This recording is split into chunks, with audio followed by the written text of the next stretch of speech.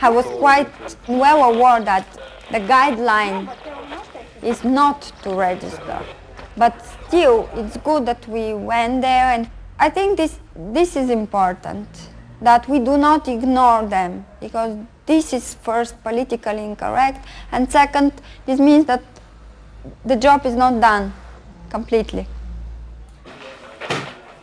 But the position of the leaders of Gorazdevac hasn't changed. Irena and Attila are even told that their conversation sounds like a scratched record. The boycott continues. We don't have freedom of movement. We don't have the right to work. Our fellow citizens don't have the right to come back to their own homes. These rights are all denied to Serbs. Resolution 1244 includes the right of return for Serbs, as well as the return of the armed forces and the police. None of that has happened. Why should we go and vote? Let's start by respecting the resolution. Give us back the freedom of movement and the right to work, and then you'd see we'd willingly go and vote. We don't want to be second-rate citizens.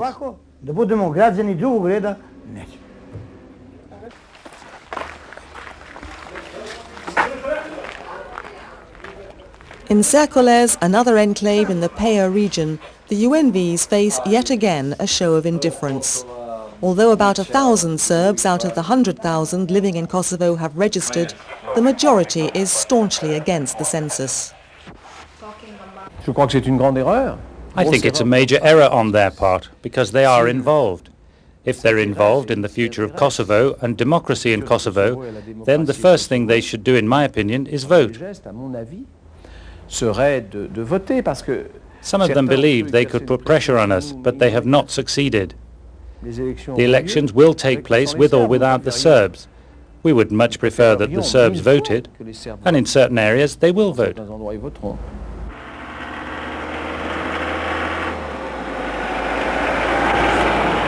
They will investigate the situation. Certainly there is some trouble that an applicant is creating there. Okay, that's good, Kavi. Thank you very much. At the end of July 2000, on the Albanian side, agitation reaches its peak as the last days of the census approach. Attila Molnar, the corps supervisor of Peja municipality, is contacted by radio. There are problems in one of the registration centres. In their anxiety to be registered, some applicants have produced illegal papers, which results in disturbance. Tempers are lost and the Civpol has to intervene. Hello,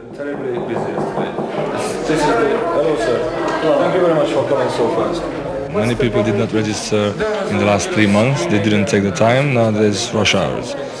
And it's July, it's hot, and this person was trying to register in a way as he wanted to, though it's obviously clear for everyone we have to follow our guidelines. Unfortunately, his documents did not back up his eligibility for the voters registration properly, so he needed to go through the review/inquiry procedure, which he did not like. Being the corps supervisor is no easy task.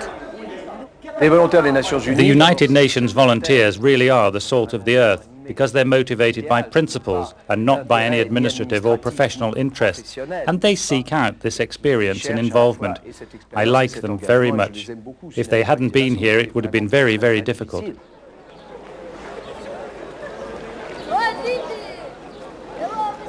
"400 UN volunteers and 2,000 local people registered 1 million Kosovars over a period of 3 months. All eyes then turned to the municipal elections set to take place in October. Before the conflict, the Albanians boycotted the Serb elections and turnout was below 10%. But now they'll be voting for their own parties for the first time.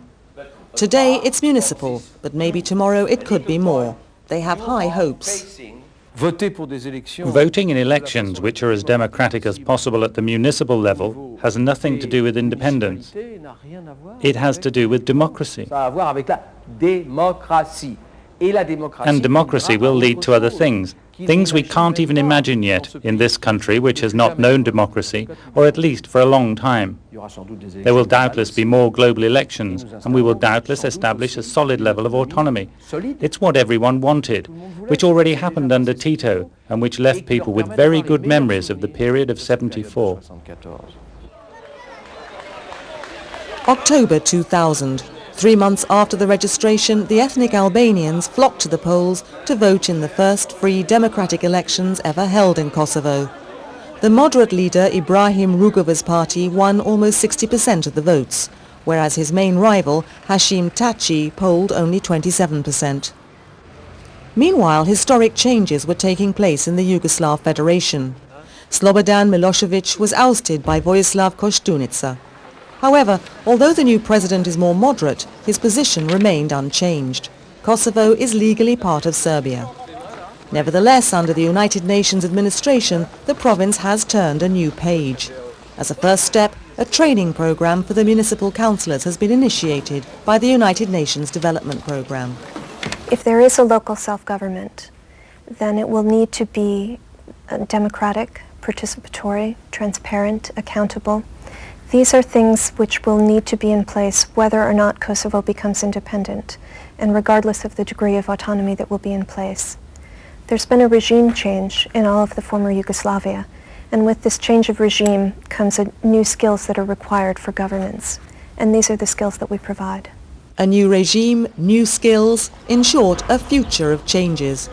But the fundamental problems are a long way from being solved, and the eternal question still lingers. Will there ever be a multi-ethnic, peaceful